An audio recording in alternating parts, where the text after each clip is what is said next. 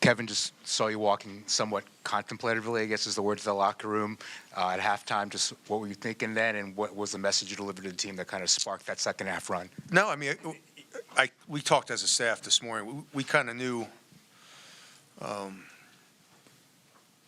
we knew they were going to score us on the first half. If you haven't played against France teams, he's probably the best offensive coach, one of the best offensive coaches in the country. And we've been stuck on Thursday, Sunday, Thursday, Sunday, Thursday, Sunday.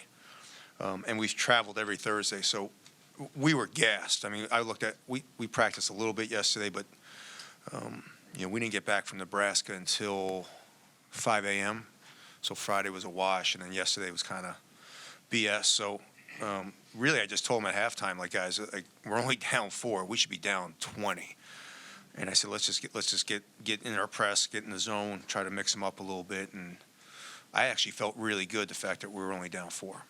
How much were limiting turnovers part of the discussion? 11 in the first half and 2. It was besides transition defense, but that was a big thing. We watched film at halftime, and 6 of their threes were off turnovers. So, and I felt pretty good about that. I knew we wouldn't turn it over that much, and it's a little bit of when you don't practice for 2 days and you've traveled, sometimes you got to give college kids a little bit of just give them a little bit of benefit of the doubt that they'll figure it out. And this team's figured it out a little bit. How were you able to hold one of the best three-point shooting teams to 0 of 13 in the second? I think we got them out of rhythm. Again, they played at Rutgers Wednesday. We played Thursday night. I knew they were going to be fresh. They came in. They passed the ball so well. They're actually fun to watch. I mean, I'll be honest with you. But we got off to a good start. We're scoring. It's just kind of, eventually they're not going to make every shot. So I loved our defense. I loved the way we switched out in the second half. I thought our pick and roll defense was much better in the second half. Our first half, I don't know what we were doing, but it was a good adjustments by the guys. Kevin, Rodney Rice had 8 straight to start the second half. Those 3 baskets, how huge was that? And how it feels like game after game, he doesn't necessarily have the quantity of buckets, but the quality of them when you guys need them. Rodney's there. Yeah, I mean, we've started putting the ball in Rod's hands a little bit more towards the second half. I think he's really good off the bounce. B, give Jacoby a little bit of a breather a little bit. And Rod's kind of really developed nicely as the season's gone on, where I have a lot of confidence in him of putting the ball in his hands more. And I liked his matchup when we decided to get him to rock. And to start this homestand with the win like today, how huge is that for you guys? You're home for a few weeks. Yeah, I mean, it's February. Every win's huge. Everyone's battling for seating and positioning and everything. So to get off this homestand with the W is huge. Harrison on the left. Iowa had 8 threes in the first half, none in the second. I know you mentioned transition defense. Was that the biggest difference, you think, in that, or something else schematically that changed? We played zone in the second half and just tried to get they were in such a good rhythm in the first half. Obviously, our turnovers really hurt us.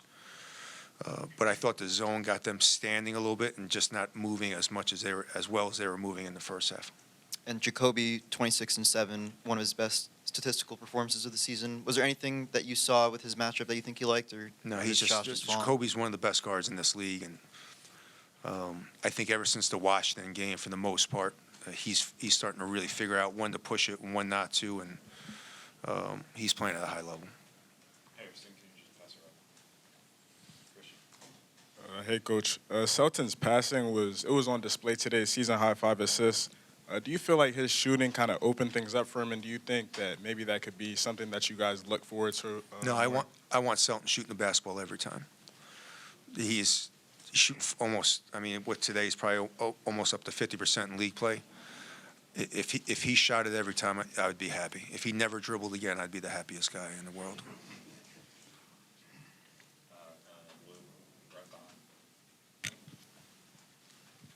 Coach, Derek has come here with a multitude of skills.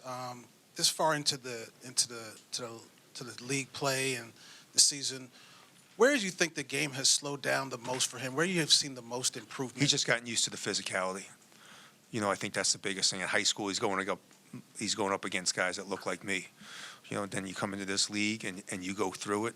I think he's gotten used to the physicality, the size of the league, and I think he's adjusted really well. He's not doing the same things he was doing earlier. He's realizing he can use his skill on the perimeter a little bit more. He's going off the bounce a little bit more. I just think he's adjusted really well to the physicality. Anything about Eli in the front? Kevin, 95 points from your starters. I know for a while you've talked about this being, you think, one of the best starting fives in the country. But does it feel like they've sort of unlocked a new level recently with how well they've been playing? I think they're all very comfortable with each other, and they all kind of know. I think they're playing really well in the sandbox, as I like to say. They kind of know when someone's going to shoot it. They don't get frustrated when someone shoots it. They know they're going to get their shots. They know they're going to get their touches. I think earlier in the year when I was bringing guys in and out, we got antsy a little bit. I just think they all kind of know they're going to get theirs, and I think it's just relaxed them a little bit. Thank you, everybody.